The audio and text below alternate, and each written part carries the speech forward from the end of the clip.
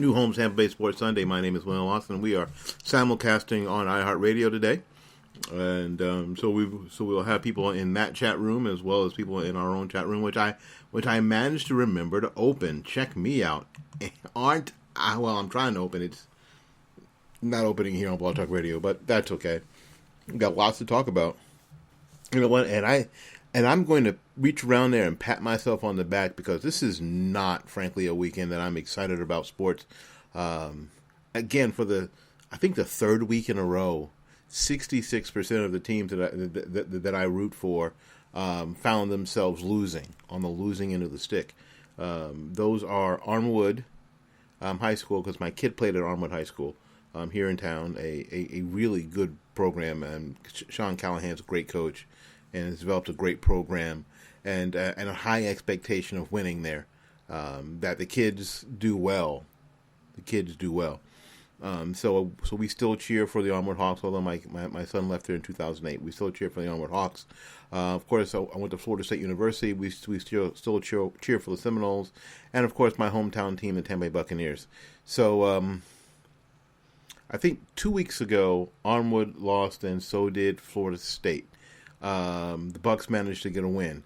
And then last week, I think Armwood won, and the Seminoles and the Seminoles won. I think Armwood lost, and the Buccaneers lost. This week, the Hawks won, Armwood won, and both the Seminoles and the Buccaneers managed to lose. Too much to take. I was riding in the car with my son on the way home from church this evening, and I'm telling him, and he thinks that I'm just being dramatic. But I might have to take a break from football for a while. It's just, for me, it's too much. It's too much, and it's too frustrating. So what we're going to do is we're going to run down. We're going to give you a quick rundown of the baseball scores, because baseball is still going on.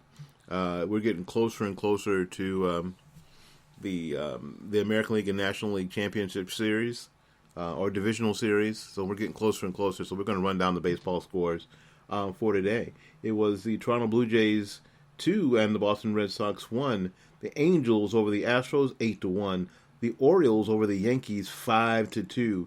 It was the Rays struggling to get to 68 wins, 6-4 over the Texas Rangers. It was the Washington Nationals 10-7 over the Miami Marlins. The Philadelphia Phillies 5. The New York Mets 2. San Francisco Giants 7-1 over the LA Dodgers. The Minnesota Twins get by the Chicago White Sox 6-3. The Oakland Athletics won better than the Seattle Mariners 3-2. Let's see, was the Atlanta Braves in a defensive struggle 1-0 over the Detroit Tigers. The Cubs and the Reds went at it. The Cubs came out ahead 7-4 over the Cincinnati Reds. It was the Milwaukee Brewers 4 and the Colorado Rockies 4. The Milwaukee Brewers 6 and the Colorado Rockies 4 in 10. The Arizona Diamondbacks over the San Diego Padres 3-2. The Cleveland Indians over the Kansas City Royals 3-2. The St. Louis Cardinals 10. The Pittsburgh Pirates 4. And now you're all caught up with Major League Baseball. Now we're going to go to the standings and see if we can see how the wild card picture is. Let's see if we can. All right, if we can get to the right. We can. Oh, there you go. Trying to get to the right screen here.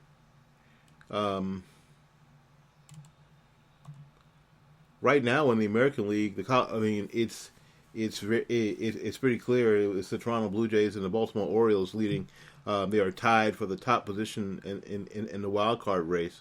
This is Detroit Tigers, who are 2.5 games behind.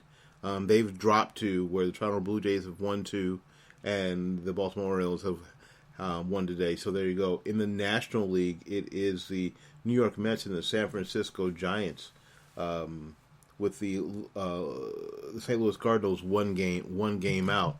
Let's go ahead and look at that playoff schedule now for Major League Baseball, because it's still going on. The wild card round will be played on between 2 days on October 4th. It's the Baltimore Orioles at the Toronto Blue Jays. And my screen's resetting, and that's going to be on TBS. On the next evening, it's the San Francisco Giants at the New York Mets on ESPN. The divisional series start on October 6th with Boston and Cleveland on TBS. And then whoever wins the American League wild card versus Texas on October 6th, also on TBS. On October 7th, it's Boston and Cleveland on TBS, and then also on the 7th will be the AL wild card plus versus or at Texas. So what we have to look forward to now are the wild card races. It's going to be Baltimore at Toronto on TBS, and San Francisco Giants at the New York Mets on ESPN on the 5th. On the 4th and the 5th, respectively. All right, so that's all settled, and I'm going to move on from there and see if we can close the baseball window, and we'll get back to them as things go on. I wanted to get to hockey. Preseason hockey is going on now too. I mean, there's lots to focus on. So I'm thinking, well, maybe I'll take a little break from football because it's been a little frustrating for me week 5 in the NCAA, but maybe not. Maybe I'm just hooked on the drug, just like you are. Let's see here. Yesterday on October 1st, it was Montreal. These are all preseason NHL games. Preseason NHL games.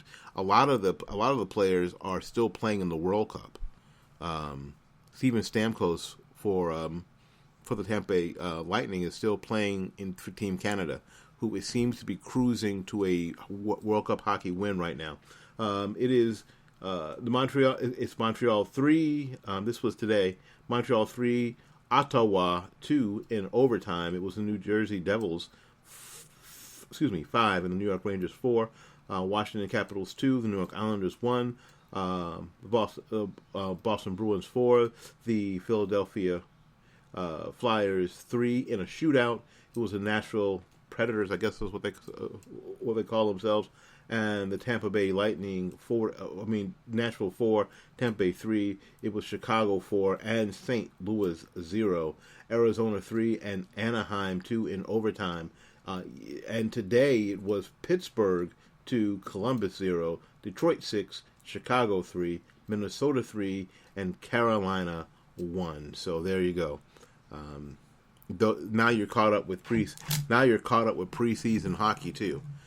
When I told you it wasn't just going to be football, you thought I was kidding. But you thought because it's so easy to get caught up, especially during football season, with football only. But I promise you it wouldn't be. All right, we're going to take a little break. We'll be back with more of New Homes Tampa Bay Sports Sunday right after these messages.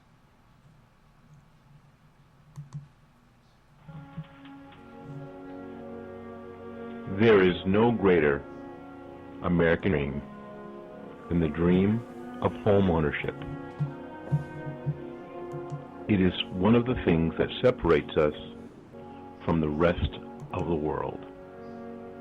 The fact that an average middle-class family can own a piece of property, call it their home, settle there, and raise a family.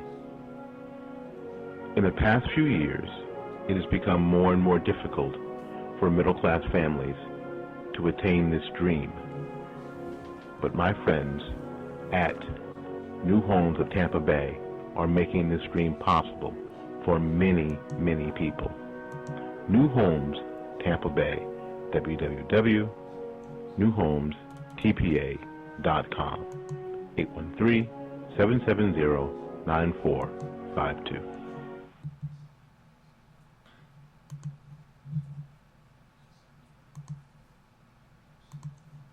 Information is crucial when you're looking to purchase a new home.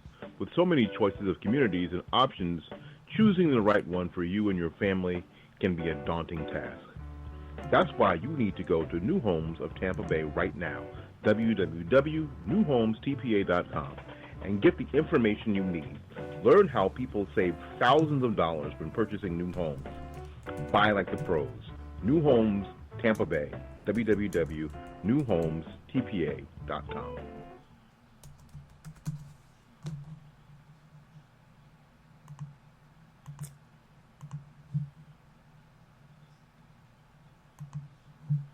Living in Florida has always been your dream. Buying a brand new home, always been your dream. Now, those dreams can come true. If you are relocating to Florida, make sure you call New Homes of Tampa Bay first at 813-770-9452. Nobody does a better job in matching you and your family into the perfect home and the perfect community than my friends at New Homes of Tampa Bay. You can find them on the web at www.newhomestpa.com, or you can give them a call at 813-770-9452.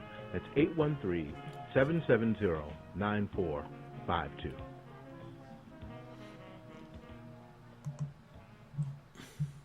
This is the last time this year, so let me hear you. Good and loud. All right, Gary. On 1, on 2, on 3. Take me out to the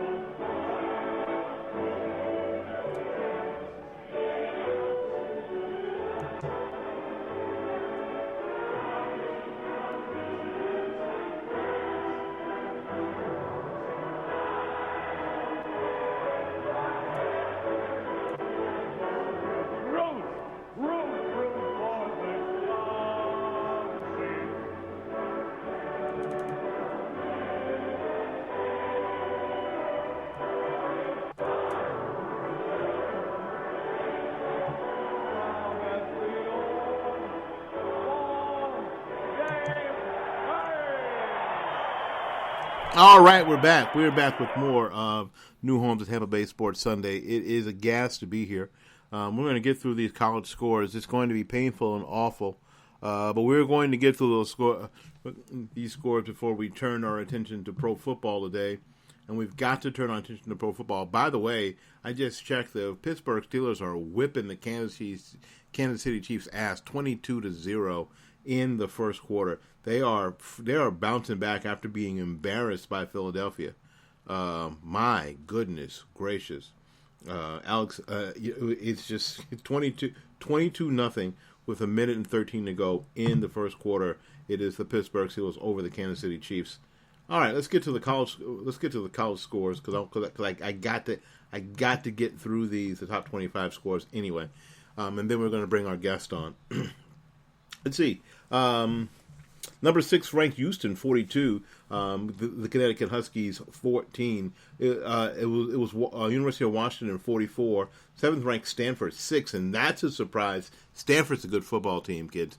Stanford is a good, solid football team, but Washington had their way with them all day long. 44-6, University of Washington over 7th ranked Stanford.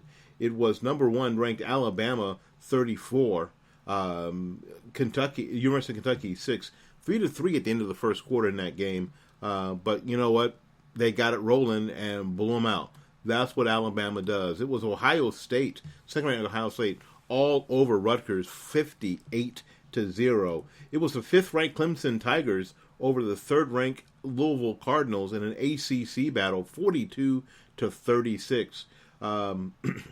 That makes Louisville 2-1 in the ACC, and Clemson now is undefeated in the ACC and undefeated overall, 6-0. Let's see. It was Michigan, 4th-ranked Michigan, in a battle over 8th-ranked Wisconsin in the Big House, 14-7. Number 9 ranked Texas A&M 24. The 13 over the South Carolina Gamecocks. The University of Tennessee, in a dramatic fashion, comes back to beat the University of Georgia 34-31, scoring 20 unanswered points in the fourth quarter to do so. It was 12th ranked Florida State going down to unranked North Carolina in an ACC battle, 37-35. North Carolina kicked the second field goal for 54 yards to solidify that game. This is a game, frankly, that I had to get to and talk about for a little bit, because both here on iHeartRadio and Blog Talk Radio, I sent out the hashtag Fire Charles Kelly. and if you're wondering who Charles Kelly is the defensive coordinator for Florida State University. You know what? So Florida State scores late in the game, and they have the lead. All they have to do is hold North Carolina in the last 2 minutes of the game. And sure enough, first pass, 12 yards, North Carolina receiver wide open in the middle of the field. They've got 2 timeouts. Now you may not know, you may not remember that there are no 2-minute warnings in college football. But they've got 2 timeouts with like a couple of minutes to go. They've got all damn day to drive up the field, and they do just that. And get it. All they have to do is get in a field goal position, because the score right now, let me remind you, was 35-32. That's all they've got to do is get in the field goal position. It was 35-34. That's all they had to do. And they were able to do just that, just like that, throwing in the middle of the field with receivers running wide open. And they've been receivers running wide open all season on that Florida State secondary. All season. They get within 54 yards, for a 54-yard field goal, which would have been the best for this kid. I mean, he had already missed one from 51. There's no wind in the stadium. Puts it up. 54-yard field goal. No time on the clock. Sort of a walk-off home run kind of situation. North Carolina 37, Florida State 35. Fire Charles Kelly now. 13th ranked Baylor 45. Unranked Iowa State 42. The University of Miami actually played somebody yesterday. Really. They actually played somebody that wasn't some blind cripple school. They played Georgia Tech and beat them 35-31. 15th ranked Nebraska 31. Illinois 16. 16th ranked Ole Miss 48. Memphis 28. Indiana upset 17th ranked Michigan State 24-21. It was the California Bears upsetting 18th ranked Utah Utes 28-23. It was South Alabama 42. 19th ranked San Diego State 24. It was 20th ranked Arkansas 52. Alcorn State 10. Oklahoma all over. Well, not really all over, but they scored a lot of points over the 21st ranked TCU, 52-46. Now, TCU scored 22 points in the fourth quarter to make it look better. But at the end of the third quarter, it was 48. Let me do my math. It was 48 or 49 to 24. Oklahoma beat the crap out of TCU. Basically, now the score made it look a little better. I'm thinking that Oklahoma probably put in their 2s and 3s in the last stanza to make it look a little better for TCU. It was Oklahoma State 49, 22 ranked Texas 31. 23rd ranked Florida 13, Vanderbilt Commodores 6. They're still struggling. Now remember, this is the same Florida team that beat UMass in the beginning of the season, but struggled against UMass. They struggled against the perennial underdogs and the perennial doormats of the SEC, where kids actually go there to go to school. The Vanderbilt Commodores, they win 13-6. It was 24th ranked Boise State playing on the Smurf turf, 21-10 over Utah State. And now you're all caught up with college football. Now we're going to bring on. We have a guest on our New Home Tampa Bay Newsmaker line. We're going to go ahead and bring them on before we make the turn to what's going on in the pro football ranks. Again, the score still is 22-0. The Pittsburgh Steelers over the Kansas City Chiefs. And I think this is Bob. I'm just guessing. Bob, is that you? It is me here, and I got to say it's good to be on here again. Historic Net, originally I was just going to let things play on the player, but then when I heard the sound, I figured I better call in, and even the sound there, I had to like say, "Oh man, Willie, the microphone." I thought it was just a player on Blog Talk. No, my microphone. I mean, I've got a good microphone. I've got actually a Blue Yeti microphone that's fabulous, actually, and I use it every day. So I can't hear the sound quality, but if there's anything going on, it's probably Blog Talk Radio, because that's where I'm going through first. Now I'm also simulcasting on Spreaker, so we'll see. We'll actually see when we get the Spreaker update on what it sounds like. So what's this?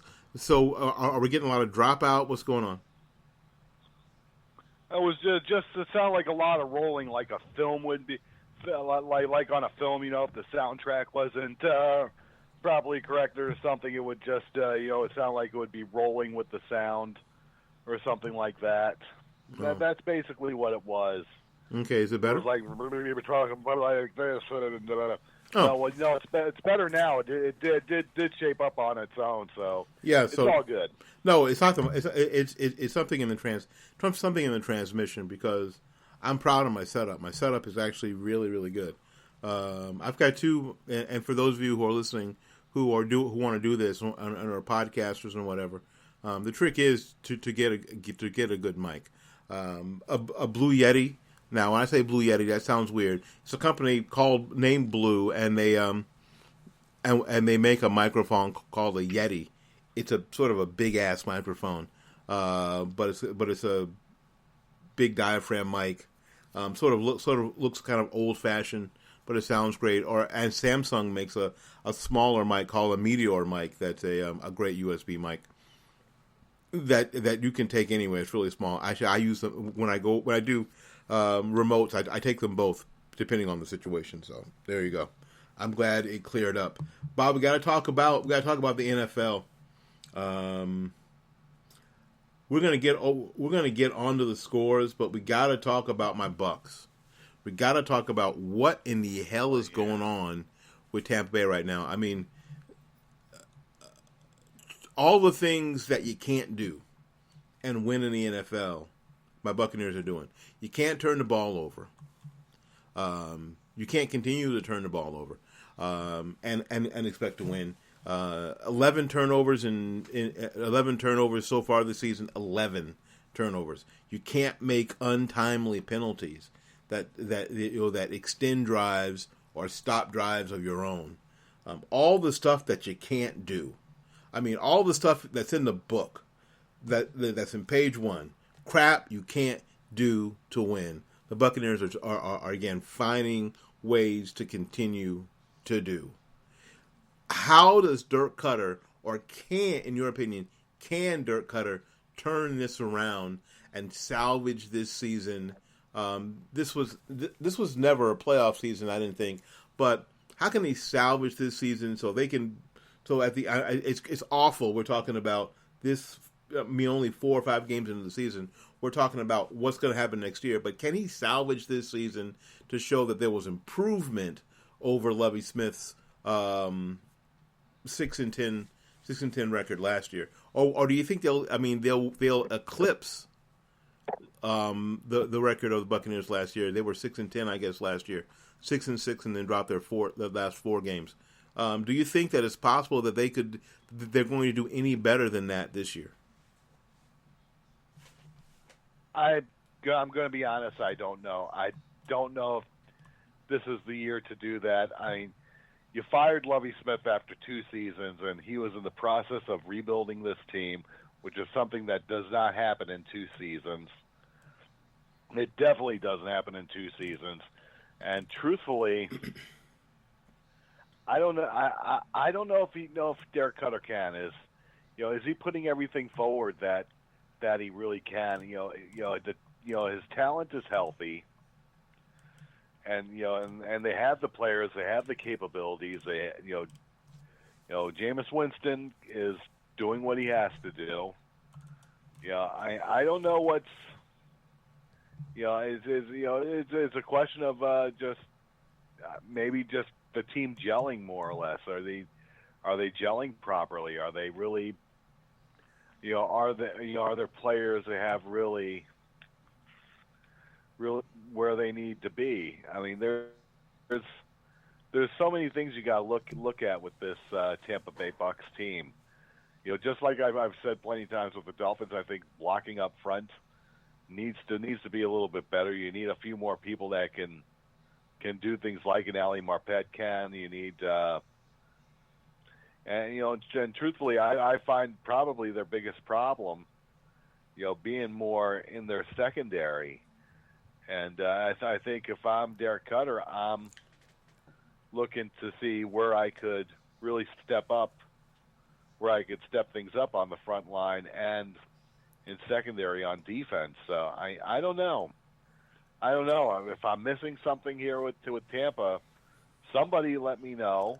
Bucks had 5 sacks. I can't really. The Bucks were sacked 5 times today for a loss of 36 yards. 5 times today. Jameis Winston got dirty 5 times today. Now the Denver Broncos have Von Miller up front. They've got they've got an incredible defensive line, obviously, and they play a great scheme on their 3-4. But 5 times their quarterback goes down. Jameis throws 2 interceptions today. That Denver turned both of those into touchdowns. Now, the thing that disturbs me, especially about the Buccaneer defense, is that the starting quarterback for Denver is a second-year guy who was drafted last, 250th, last in the draft 2 years ago. Last. He was Mr. Irrelevant in the draft 2 years ago. 5 for 7, 68 yards and a touchdown. Now went out with an injury. He was sacked 3 times too, but he went out with a shoulder injury. And in comes Paxton Lynch, a rookie, who was 14 for 24, 24 threw for 170 yards and a score. Looked like a freaking all-pro early. A rookie. Now, I'm having this conversation with my son on the way home. How are you the Buccaneer front four and defense and see Paxton Lynch come into the game and something not rise up into you and say, let's make this day the worst day in the life that this rookie has ever seen, that he is with the big boys now. If this was a Buccaneer team that had Sapp and Rice and Lynch and Brooks on that front line, this would have been the worst day of that kid's life. However, he threw the ball 24 times, 14 receptions for 170 yards in cleanup duty. This is the thing. The Buccaneers have always been known for their defense, and that's not what's happening now. And I don't know if Dirk Cutter or the defensive coordinator there have what it takes to get that going, because that's the part that's missing. I tweet all the time when I'm watching the Bucs or watching Florida State. It's the defense and special teams that have always broken my heart. Always broken my heart. Can we get a stop? Now I know that the interceptions put the defense, up against the wall a couple of times. But sometimes when that happens, you gotta step up. You gotta get a stop. You gotta get off the field on third down. And all season the Buccaneers have not been able to do that. They have just not been able to get off the field on third down. They've not been able to get a stop when they needed to get a stop.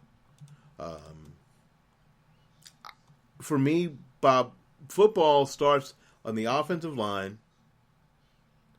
and it ends with defense. If you can't stop anybody, it doesn't matter how many points you score. I mean, way back in the day, probably before you were born, if you remember, the San Diego Charger team with Dan Fouts would throw for 405, 410 yards in losing efforts week after week after week when Don Coryell, nicknamed Air Coryell, was their coach, an offensive coordinator and coach. They would dial up points all day long, but they just couldn't stop anybody. Not that the Bucs are dialing up points all day long. The only score today came from the quarterback on a run for a touchdown. That was the only point. Now I know that Doug Martin is hurt, so there isn't any running game. Charles Sims had 15 carries for 28 yards. Jacquez Rogers had 6 for 25. So if you can't run the ball, this Denver defense is going to pin their ears back, and here they come, 5 sacks. I don't, frankly, and to answer my own question, I don't think this team eclipses their record from last year. I think that they go 4-12, and that breaks my heart to say, because I'm a homer, dude. I don't care. I'm a homer. I'm such a homer. I'm a fan of the Rays and the Lightning and the Bucks and the Tampa Bay, the University of Tampa Spartans and the University of South Florida Bulls. The Storm of the USFL. I'm a homer, but to say that my Buccaneers are only going to win possibly 3 more games over the course of the season. And quite frankly, as I look at the schedule, I don't know where those wins are going to come from, to be honest. But I'm guessing that they have to beat somebody. Next week it's let's see, who is it next week? It's the Panthers next week, and the Panthers are pretty bad too, and we'll get there. Then the 49ers, then the Raiders, then the Falcons again, the Bears and the Chiefs, the Seahawks and the Chargers, and the Saints. This team may not win another game until they play New Orleans. And they may win, and their third win may be against New Orleans again, as I look through this schedule. Things are bad at $1. All right, let's get to the rest of the scores, because I could talk about that the rest of the night, and unless you're a Buccaneer fan, you're not interested. You don't care. And frankly, I don't blame you. I just freaking don't blame you. Let's see if we can get this screen back to the scores. Come on, Will, you can do it. Come on, Mr. Computer. Speed of lightning, roar of thunder. Anyway, you remember what that's from, Bob? Fighting all who rob and plunder. I'm trying to think here. That's familiar. Oh my God. It's Underdog, dude. It's Underdog. Underdog. Underdog. Man, I haven't seen that one in years, Willie. It's good stuff, man. See, that's the thing. You don't have to see it, man. It's just in you. So, parents, if you're listening, please be very careful about what you let your kids watch and what you let them listen to, because that stuff does not go away. Stays in them forever. I probably haven't seen an episode of Underdog in 20 years easy, but it's still there. I remember the song. All right, let's look at it. It's the Chiefs still losing to the Pittsburgh Steelers 22-0. We're 6 minutes and 25 seconds to go in the second quarter.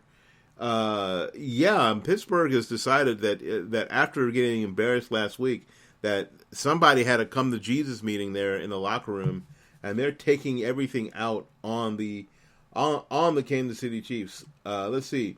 At the final today, a Florida team actually won a football game. How nice is that? It's the Jacksonville Jaguars 30, the Indianapolis Colts 27.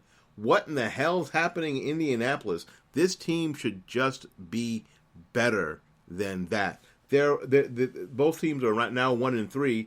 How is it possible that the Colts have been this bad this early, Bob?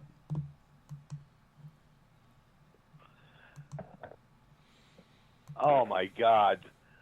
Andrew Luck is in a lot of trouble here with this team. I've had nothing but compliments about them, what they did to give action, and oh my God, this is not since Tom Brady's last season where he got injured right away and was gone for the season have I ever seen the Colts this bad. Colts are terrible. Andrew Luck was 27 of 42 for 234 yards, a couple of touchdowns and a pick today, but he got sacked 6 times. 6 times. 6 times. We're back. Goes to show you. We're back to my matrix. The winning football team start up front in the offensive line and finish in the defense. And this is another case where they couldn't protect Luck. He got dirty 6 times. He got dirty 6 times today, and they couldn't stop Blake. And they couldn't stop Blake Bortles, and they couldn't stop T.J. Yeldon, who had 14 carries for 71 yards. Bortles had 36 yards in carries on 7 carries, on 36 yards on 7 carries, all by himself. They, a lot of receivers, 207 yards receiving. They just couldn't stop anybody. And I'm just not saying that this Jacksonville Jaguar team is a great team. They're not. And the score actually looks a lot better than the game was. Indianapolis scored 3 touchdowns in the last quarter of the game. To get to 27. They were getting blown out. It was 17-6 at halftime. And then 23-0 through 23-6 Jacksonville into the fourth quarter. So it isn't like this team's it isn't like the Jacksonville Jaguars are a good team, but and Indy was able to come back on them throwing the ball late, but things are not going well in Indianapolis. Indianapolis may be one of those teams that are on the outside looking in come playoff time for sure. I just don't see. I don't see it get. Don't see it getting. Just don't see it getting any better. God bless them. Hope they do well. Want everybody to be, everyone to accomplish their dream, but it doesn't like it's going to happen. It was the Houston Texans 27 and the Tennessee Titans 20. Browns fans. The only thing that makes me happy is to know that certain things in the world are right. The Browns suck. Always have, always will. And they lose again to the Washington Redskins 31-20. And it was cool in that game. One of the kids that went to Armwood, where my kid went to school, Matt Jones, is playing for the Redskins and had a great day, running the ball for 117 yards. So go Mighty Matt. Mighty Matt was a quarterback at Armwood back in the day. The year they won a state championship here in Tampa. So it's great to see a local kid really on the national stage doing well. It was the Redskins 31. The Cleveland Browns were 0-4 because they're, oh my goodness, miserable. 20. Let's see. The Seahawks get a win over the Jets, 27-17. God bless. Can we stop talking about the Jets? Because they suck. 1-3. Nothing good happening in the Jets camp. Season over. Thanks, packing in. Start looking forward to the draft next year. It's the Bills over the Patriots, and the Patriots had sort of been putting stuff together. It's sort of making something from nothing until today, where they lose 16-0 to the Bills. Garofalo got hurt last week, I think, and they had to start. So they had to start the rookie. And it looked like, the magician, the cheater, would be able... Did I say cheater? Yes, I did. Would it be able to take Jacoby Brissett and really just put him in and have things go well? However, Brissett was 17-27 for 205 yards, 3 sacks today. Didn't throw any picks, but just is not enough. There's not enough going on. Again, LeGarrette Blount only 13 carries for 54 yards. Brissett had to run 23 yards on 4 carries himself. The team only ran for 90 yards rushing. So with that, without taking any pressure off this brand new guy, this rookie, they were not able to be the New England Patriots that can simply change parts out. Oh, but next week, Brady is back off suspension next week. So the next game, so it should be very much different. Tyrod Taylor, 27-39, 246 yards, and a touchdown. McCoy had 19 carries for 70 yards. The team ran for 134 yards total, 246 yards passing. So it was the Bills getting the win. The Bills got it. I mean, the thing was in that division, it seems to me, Bob, that if you're going to get a win, you better get a win now, while Brady's out, and especially if they lose a game, if they lose a game or a couple of games in that 4-game series, well, they ended up being 3-1 while he was out. That was the time to get caught up, to get to get up on them a little bit. If you didn't take advantage of that time, then it may be too late once Brady gets back next week. It was the Falcons. Did you see the Falcons game, man? It was the Falcons beating the crap out of the Panthers. Really, 48-33. And the Panthers scored 23 points in the final stanza to make it look better. But it wasn't anywhere near that close. If you had Matty Ice on your fantasy team, you did really well today. Matty Ryan was 28 of 37 for 503 yards and 4 touchdowns. Holy crap. Now, if you had it stacked on FanDuel, life is even better for you. Because of that 507 yards, Bob, 503 yards, 300 of them went to Julio Jones. 300 yards receiving. Are you freaking kidding me? That's like getting on Madden and playing on rookie. Are you kidding? Where you run the same play again and again and again and again and run the score up? That's what it was like. Holy crap. Absolutely amazing. Now, it didn't help Carolina because Cam Newton went down with an injury and is out of the game. He was 14 of 25 for 165 yards before he went out. And Anderson came in and was 17 of 23 yards and 2 touchdowns in relief late. But that's going to be interesting to see if they can get Cam Newton back. Not that Cam Newton's been that great. He sort of struggled a little bit this season. He's not his own self. I personally think it's more mental than physical, especially after the way they lost the Super Bowl and how badly he played in that Super Bowl.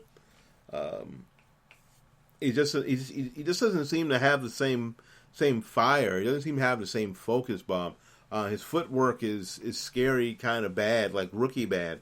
And I think it's just concentration. I think it's just not that he's not into it, because all these guys are into it. They're all massively competitive, but he just seems very, very unfocused. Do you kind of see the same thing with Cam Newton, Bob, as you've watched him this season? Been really not in focus at all.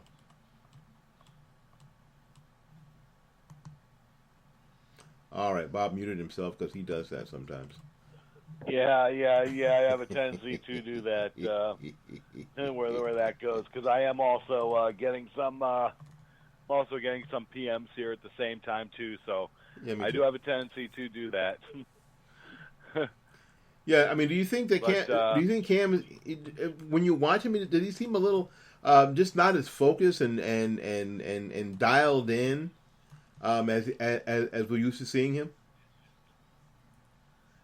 He may not be. I mean, when you're going all the way to the Super Bowl like that, and you have a chance to get a ring, like he wanted to, and then you got to start all over again.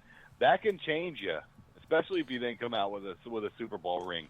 And Cam Newton, you're normally used to seeing him just able to focus and especially look at his receivers like hawks. Just to find out who's going to be the open one to get the ball off to. Yeah, I mean, he just... And that's another thing with him. Yeah, go ahead. So that was another thing with him. I mean, he really needs that, but it's almost as if he's going through the same thing that what's his name went through out there in Seattle. Everyone said he lost his focus ever since getting with the girlfriend he has, Russell Wilson. Yeah, but Cam he just doesn't seem as doesn't seem as focused. Doesn't seem as on point as we're used to seeing him. It was the Oakland Raiders 28, the Baltimore Ravens 27. That's kind of a shocker, but the Raiders are 3-1. Y'all, 3-1. The Raiders are 3-1. The Ravens are also 3-1. That was their first loss. Let's see. The Chicago Bears got to win. They finally got to win. Hey, Chicago, You're better than Cleveland. Nice job. They got to win 17-14 over the Lions. Now, can we put to bed all this crazy talk about the Lions may even be better without Megatron that was coming out of some of the Detroit newspapers? I'm trying to put a good face on what could be a hellish, nightmarish disaster for them. Can we put all that crap to bed? There's no way on God's green earth that the Lions are better without Megatron than with him. There's just no way that was even possible. All of that was crazy talk. Can we just admit that all of that was crazy talk, nonsense? Because the talk was now that maybe Matt Stafford now can look at other receivers and get other people involved in the game, in the flow of the game, and he's got some other great receivers and blah blah blah blah blah. Well, the fact of the matter is that was nonsense when people were saying it. It was crazy. You had the best freaking wide receiver in football at the time on your football team, making things happen that just weren't possible by anybody else. And then he left. And there's nobody to replace him. Stafford was 23 of 26 for 213 yards and 2 picks today. However, your boy Hoyer, and I know Brian Hoyer is your guy, Bob. I know he's your guy, was 28 of 36 for 302 yards and 2 touchdowns today. 2 sacks for 8 yards, but that doesn't really matter. Howard was 23. Look who you're going up against. Well, that's exactly right. That's exactly right. That's my point.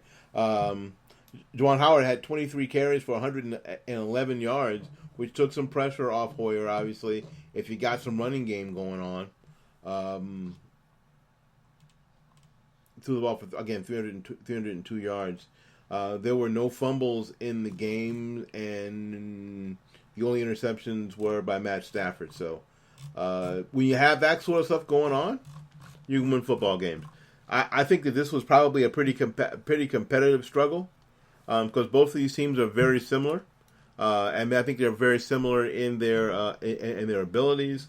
There ain't no way in the world, though, and I'm going to say it one more time, that the Detroit Lions are going to be better without Megatron than with Megatron, and they are in a world of hurt. That team revolved around them, around Kelvin Johnson, and I don't know what they're going to do to make that better. Again, it was the Broncos in actually a storm delayed game, the second one in a row in Tampa because there was lightning next to near the stadium. 27-7 over the Tampa Bay Buccaneers. The Bucs are 1-3, and it looks like they're not going to be a whole lot better than 1-3. I'm saying maybe 4-12, and I can't tell you other than the Saints whether those other 3 wins are coming from. I don't have any idea. It was the Rams of Los Angeles 17, the Arizona Cardinals. I'll get it right. Arizona Cardinals 13. It was the Saints sneaking out a win today over the Chargers 35-34, and it was the Dallas Cowboys over the San Francisco 49ers 24-17. And Bob, I had to get here. You thought that I was going to leave them out, but I know they're your boys, and there was no way to leave this out. On Thursday night, it was the Cincinnati Bengals 22, the Miami Dolphins 7. In a pretty unimpressive show. What's going on with your Dolphins, man?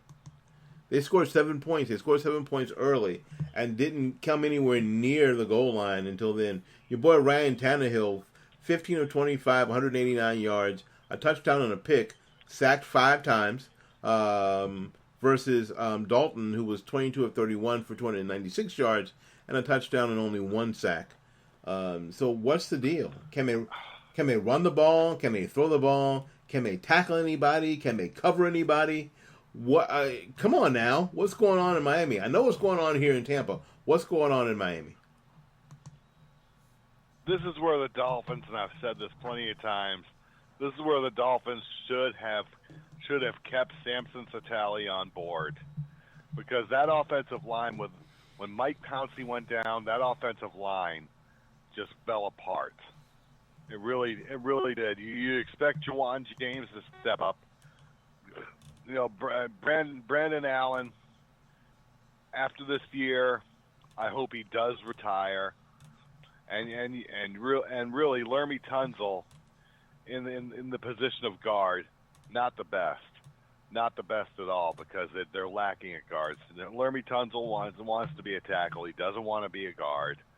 And if you want to get your money's worth out of justifying picking him up like he would be a steal in the first round of the NFL draft, then you gotta let him be a guard. Not a guard, excuse me, a tackle. But I'll tell you, most of your problems with that offensive line started up when Mike Pouncey went down. And this is where I would have kept the Samson Satali, because the man, Satali to me is the most screwed guy in the NFL, because this is a guy who was quick and could create openings if he could have been a guard. He's also been a decent center.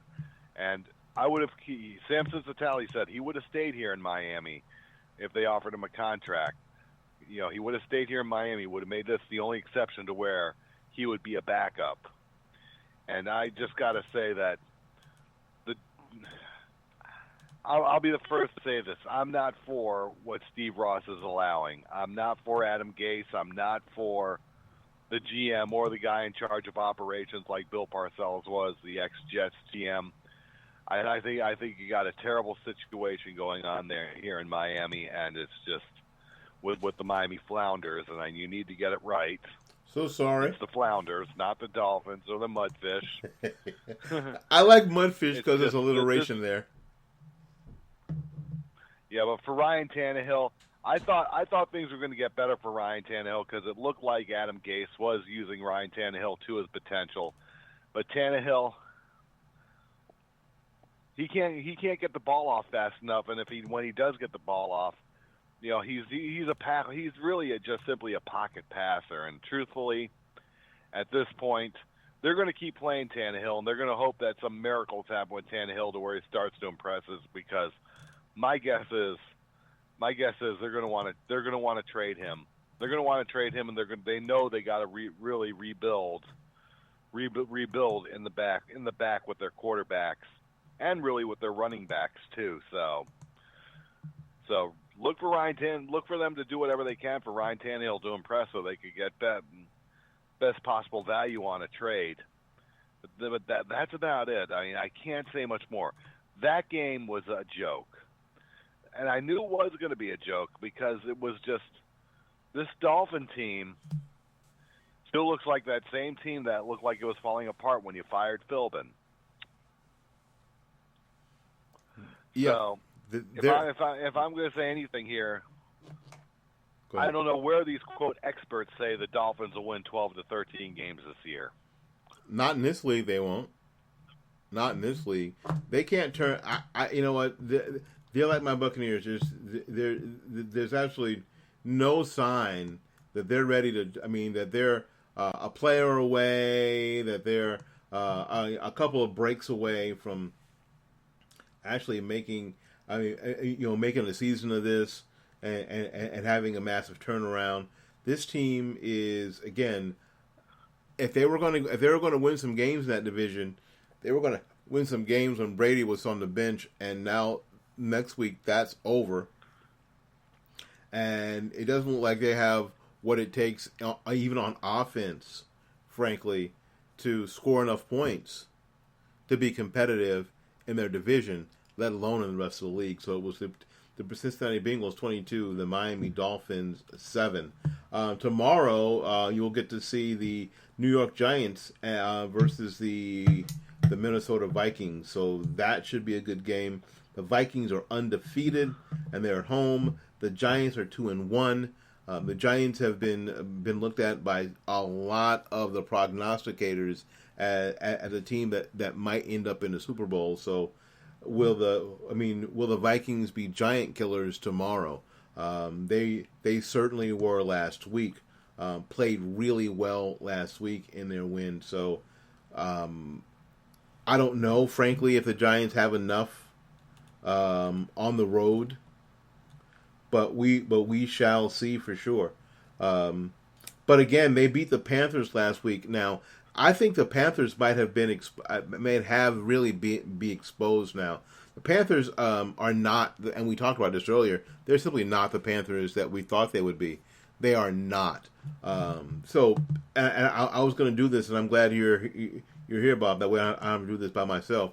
As you look at the 32 teams in the league, I need you to think about two teams. I need you to think about somebody who's doing a lot better than you thought they would be at this point, and a team who's doing a lot worse than you thought they'd be at this point. A surprise and a shocker. So who's your surprise? Oh my goodness, I cannot believe they're playing this well at this point in the NFL. The Raiders. I didn't think Jack Del Rio was gonna rebuild this thing as fast as he did, but he has, and I'm surprised because I said if any team still needs to pick up the players and pick up better players, it would be the Raiders. I have a lot of faith in Derek Carr, but I also thought Derek Carr needed to have a running game behind him, and he really just needed to make sure that offensive line was going to be consistent, and they have been consistent with them. You know what? And I agree. I am shocked that the Raiders are playing as well as they're playing right now. I'm just because you know what?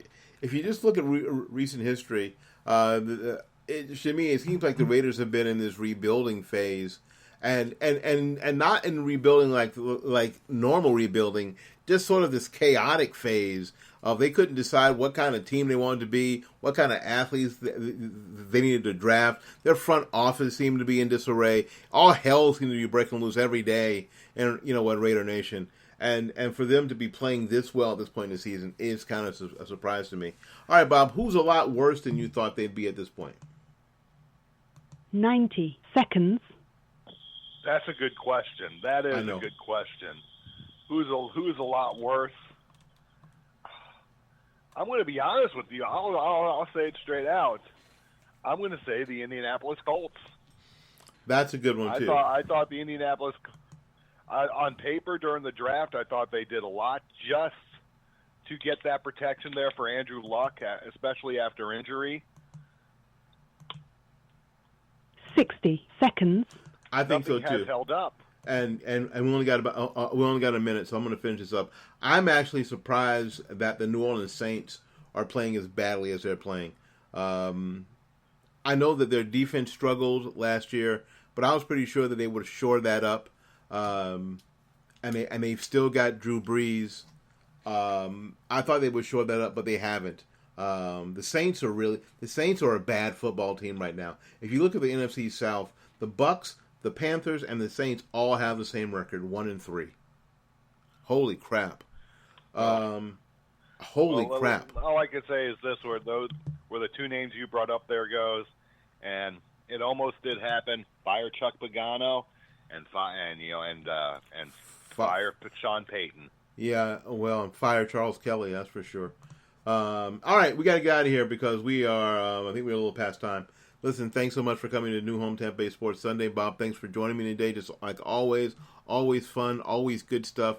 This is Sports Talk for the rest of us. My name is Willie Lawson. Until we see you again, go out there and learn something, love somebody, and for goodness sakes, y'all take care of yourself. We will see you when we see you. Thank you for using Blog Talk Radio. Goodbye.